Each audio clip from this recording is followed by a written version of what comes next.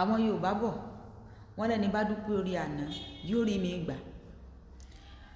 Wọ́n ní yiniyini kẹ́ni ó lè ṣe kíni kẹ́ni ó lè ṣe mí, mo mọ̀ wá dúpẹ́ ni lọ́wọ́ ìyá mi dáadáa, àǹtí mi Madam Bọ́sẹ̀dé GMK. Ẹ ṣé ẹ kú gbogbo ìgbà mi o. Ní last year nígbà tán sọjọ́ bí wọ́n ṣe give away first lot náà fèmí nìkan tí mo fún àwọn èèyàn kan nílò ìrànlọ́wọ́ yẹn. Mo dẹ̀ ṣe fídíò send ẹ̀ sí wọn. Mo dúpẹ́ torí àǹfààní náà fún mi. Ọ̀pọ̀ èèyàn ni wọn kò rí irú àǹfààní bẹ́ẹ̀ gbà. Wọ́n dẹ̀ tún ní kíni, wọ́n ní bílífù nù mí ní.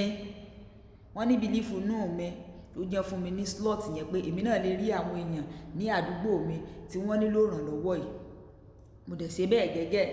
Nígbà tó tún wá di last year yẹn náà ni mo wá wọnú DM wọn, wá sọ fún wọn wípé ẹ dákun, tẹ́ ẹ bá mọ̀ tí ń ṣe giveaway àwọn tí wọ́n fẹ́ fowó kún owó iṣẹ́ àbí àwọn tí wọ́n fẹ́ ṣẹ̀ṣẹ̀ bẹ̀rẹ̀ iṣẹ́, mo mọ̀ léèyàn kan tẹ́ ẹ bá ràn lọ́wọ́, ẹ mọ̀ dákun ẹ ṣàánú mi.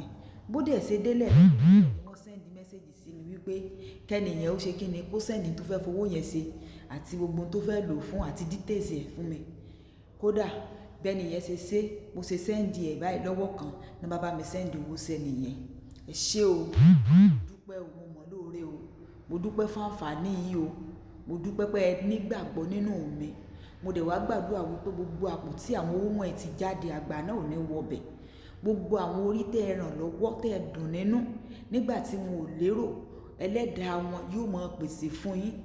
Iwájú lọ̀pọ̀ ẹ̀bì tí ń ré sí, iwájú lẹ́ mọ́ lọ ẹ̀ ní rẹ̀yìn láíláí o.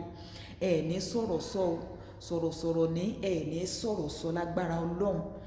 Lágbára Ọlọ́run bẹ́ẹ̀ bá jáde tẹ́ ẹ bá wọlé àbọ̀ Ọlọ́run ó dájú o. Ọdún yìí yóò wá dùn fún yín lágbára Ọlọ́run. Kábàámọ̀ pé kí lẹ ṣe yìí sí. Mo dúpẹ́ mo mọ̀ lóore o. Ẹ ṣé o pé ẹ nígbàgbọ́ nínú mi. Tẹ́ ẹ gba ipasẹ̀ tèmi náà láti dùn àwọn èèyàn nínú. Mo dúpẹ́ ẹ ṣé o. Ẹ ṣé mo dúpẹ́ mo mọ̀ lóore o. Ẹ bá ń dúpẹ́ lọ́wọ́ àwọn ẹ̀yin tèmi o. Wọ́n ṣe lọ́pọ̀lọpọ̀. Alájìkẹ́ Rina, ẹ bá ń like, comment, ẹ share o. Dàbọ̀.